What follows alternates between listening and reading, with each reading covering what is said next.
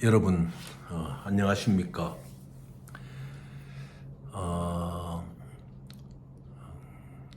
어제도 페이크 앤 프라우드에 대해 말씀드렸고 오늘도 그 좀 정리해서 말씀드리고자 합니다. 말씀드렸듯이 과거에는 이 페이퍼에 뱅크의 어떤 다큐멘트를 바꾼다든지 이렇게 해서 많이 스캐머들이 활동을 했는데 스캐머 그러면 아시겠죠? 활동했는데 요즘의 상황은 IT 산업의 발달과 더불어 아날로그 시대에서 디지털 시대로 이 크리미널 케이스가 변화되고 있어요. 그래서 여기에 대응할 수 있는 여러 가지 상식이 필요한데 이게 상식 갖고 되지를 않는 것이 경우의 수가 너무나 많아요. 어느 분이 말씀하셨듯이 지뢰밭이 곳곳마다 있는 거예요. 이것을 이제 제대로 해결하기 위해서는 이러한 국제금융 파티에 관련된 정부 기관의 노력이 굉장히 필요합니다. 왜냐하면은 너무 인터내셔널 파이낸싱 부분에 있어가지고 정보가 독점화되어 있어요. 왜냐? 인터내셔널 파이낸싱 부분에 있어서는 개인이든 기업이든 크레딧 라인이 굉장히 중요하거든요. 자신, 퍼스널 피플이 크레딧 라인이 많다든지 컴퍼니가 크레딧 라인을 많이 갖고 있으면 이 국제금융의 해법은 굉장히 편리한 것입니다. 한 개인이 노력해서 해외로부터 월드뱅크로부터 많은 투자에 대한 방크 인스트루먼트를 받더라도 국내의 대기업들은 쉬워요. 왜냐하면 크레딧 라인이 있기 때문에. 근데 개인 기업이나 개인들은 참 어렵지 않습니까? 이런 것을 정부의 핵심 관료가 제대로 파악하고 혜택을 줄 수 있고 부가가치를 줄 수 있는 정책이 개발되어야 되는 것입니다. 그렇게 된다면은 오늘날 쟁의라든지 이런 것들이 굉장히 해소될 수 있는 여러 가지 방법들이 나오지요. 그래서 저도 잘 몰랐는데 가급적 이런 좀 더티하잖아요. 스캐머들의 활동 분야는 이런 거를 말씀 안 드리려고 참 했는데 여러분들이 많이 바라고 계세요. 그래서 저희들 국제금융에서 바이앤셀, 이 스크린으로 바이앤셀 하는 게 있거든요. 예를 들어 가지고 오늘 마찬가지죠. 원자재 관계도 AU라든지 여러 가지 오일 관계도 그렇지만 이 뱅크 인스트루먼트도 매일매일 월드 마켓, 파이낸싱 마켓 때 많이 쏟아져 나옵니다. 뱅 개런티가 심지어 20만 불부터가 높은 금액까지 나오는데 여기에도 스캐머가 들어와요. 은행에서 나오는 집약된 뱅크 인스트루먼트에 공인된 바이앤셀 스크린을 모방해가지고 한 군데 연결을 시켜요. 그러면 거기에는 메인 화면이 있을 수가 없어요. 그래서 그 메인 화면을 묘사하는 거죠. 뱅크 스크린의 월드 마켓의 메인 화면을 묘사하는 거예요. 그 묘사를 하게 되면은 첫째, 그 스크린을 봤을 때 표가 납니다. 왜냐? 거기 제일 위에 보면은 About Us, 우리들에 관하여. 그러니까 이 스크린의 실질적인 모습을 보기 위해서 About Us에 들어가 보면은 여기에 구성된 멤버들, 그리고 이 스크린을 나타내고 있는 디렉터들의 면모들이 다 나오거든요.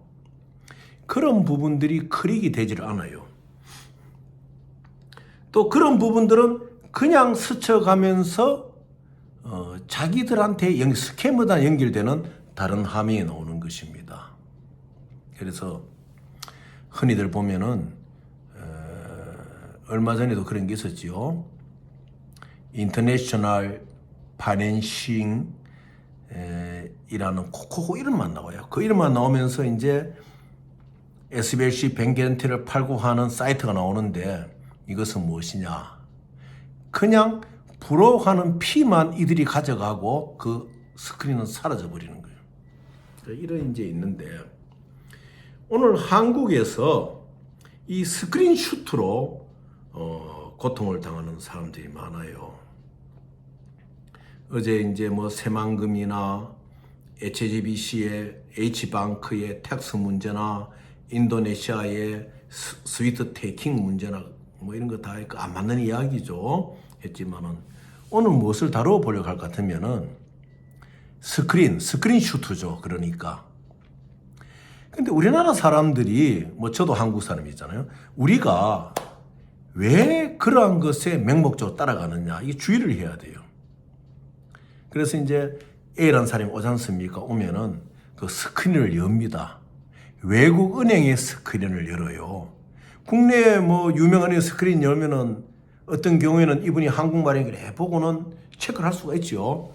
영어로 된 해외 뱅크의 스크린을 엽니다. 그 묘사한 스크린이죠. 가짜 메인보드 스크린이죠. 그래서 이모씨 당신의 자금이 우리가 어레인지한 당신의 자금이 여기 있지 않느냐 보면 거기 나와요. 이제 은행 이름도 나오고 다 나오지 않습니까? 그런데 당신이 여기에 한 10%의 크리스를 넣어야 된다. 그러면은 여기 나오는 당신의 계좌 어카운트 넘버에 나오는 요 금액이 액티브 된다 그래요.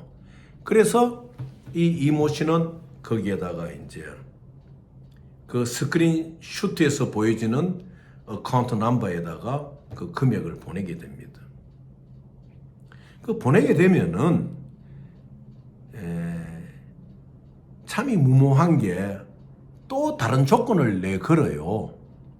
그렇게 해서 이제 자신도 모르게 자꾸 금액을 넣게 되고 내 크레딧이 약해서 그렇구나. 이래서 자꾸 넣게 되다 보면은 이제 빠져나올 수 없는 함정으로 이제 들어가게 되는 거죠.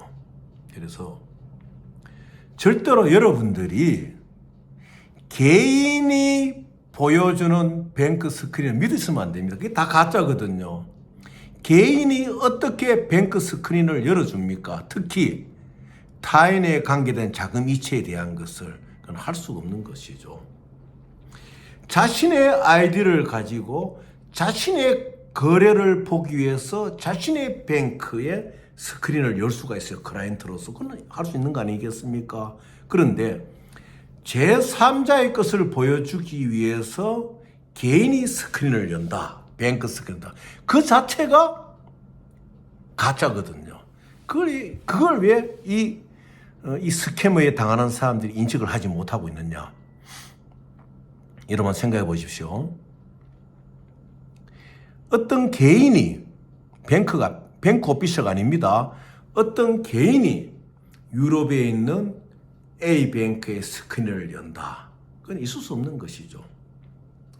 유로클리어 뱅크는 가능해요. 왜냐?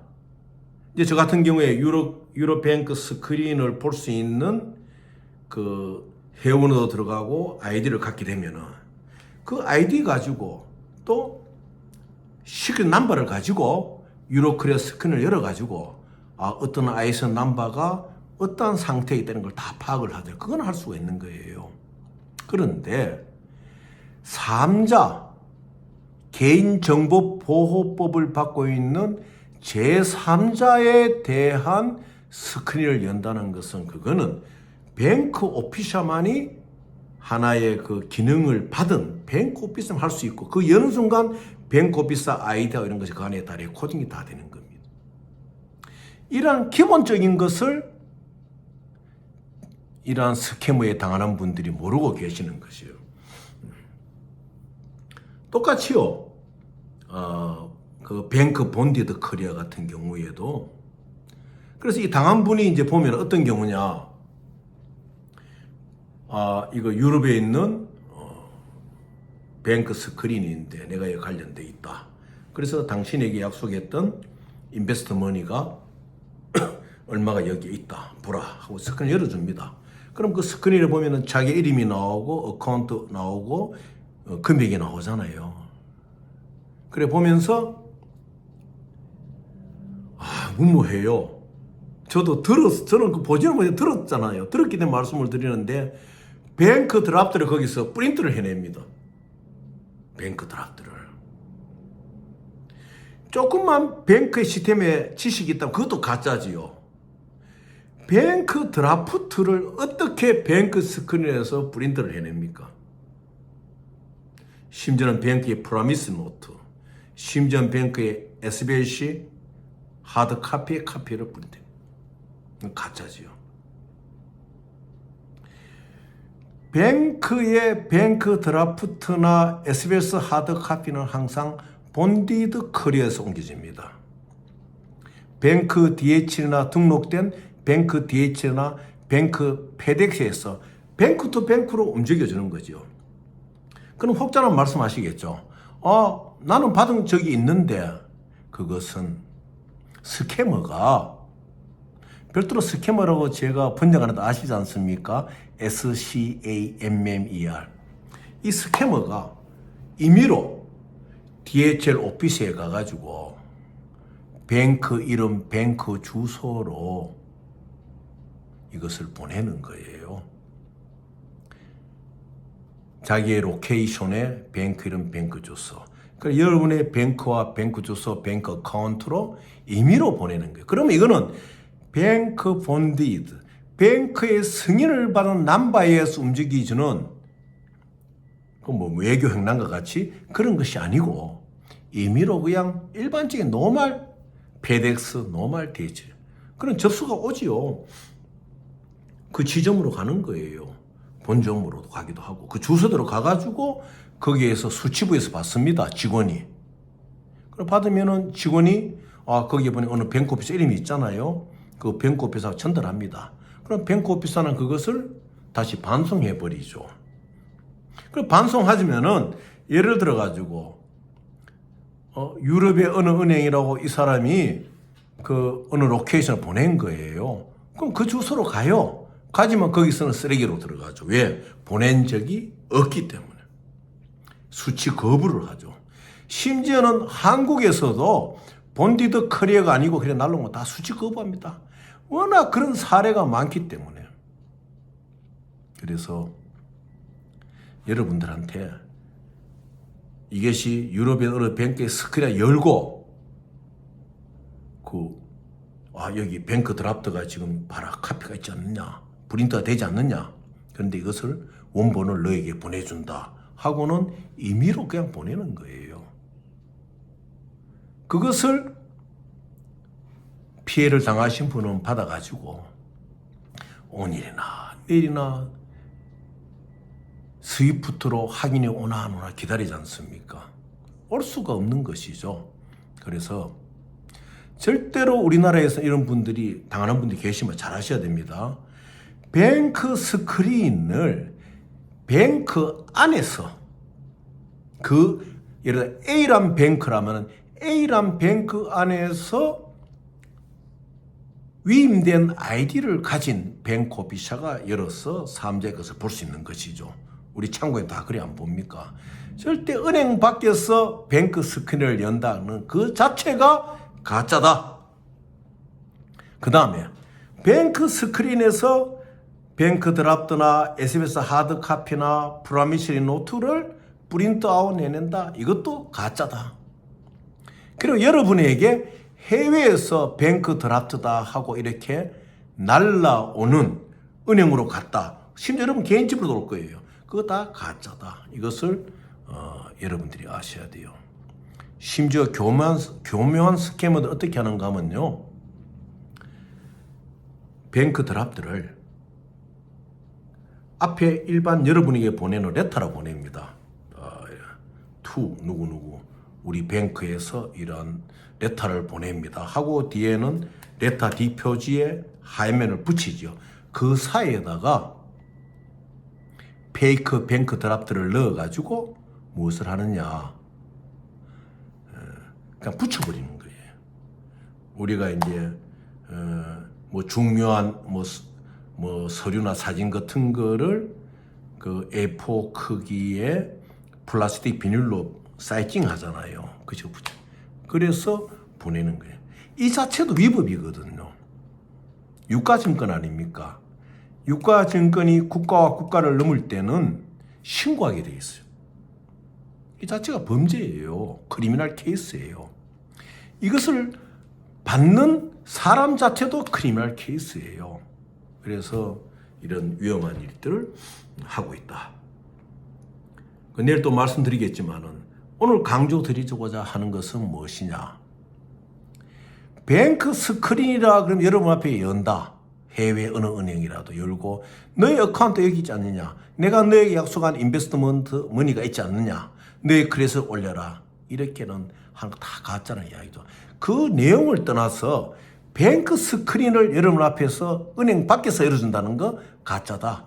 그리고 뱅크의 모든 서류들은 뱅크에 등록된 본디드, DHL, 뱅크 본디드, 페덱스, 그러니까 뱅크 투 뱅크 커리어로 움직이는 것이지 그냥 뭐 트래킹 넘버 주잖아요. 그거 다 노말이에요. 여러분들 일반 소포 붙이는 거, 여러분 일반 서류 붙이는 거 똑같은 거예요. 그래서 여러분들 그 점에 절대 속지 않기를 바랍니다. 어떠한 궁금한 사례가 있으면은 여기에 글을 올려주세요. 제가 또 확인하고 해서 여러분들에게 이러한 일에 당하지 않도록 제가 또 말씀을 드리고자 합니다. 저는 가급적이면 너무 어두운 면을 이야기 안 하려고 했는데 당분간은 좀 이런 거를 방송해달라는 좀 요청이 많아서 제가 당분간은 이런 스캐머들의 행위에 대해서 말씀을 드리겠어요. 아날로그에서 디지털한 이 스캐머들의 행위 여러분들 꼭 주의하시고 뱅크 스크린은 절대 은행 밖에서 열 수 없다. 여러분 꼭 명심하고 계시면은 당하지를 않으세요. 지금 제가 염려하는 게 비트코인과 레미턴스 머니 관계에 움직이는 한국 내 상황이에요. 굉장히 위험한 상황이 앞으로 가면요. 그거는 제가 다음에 한번 다루겠습니다. 여러분 감사드립니다. 내일 뵙겠습니다.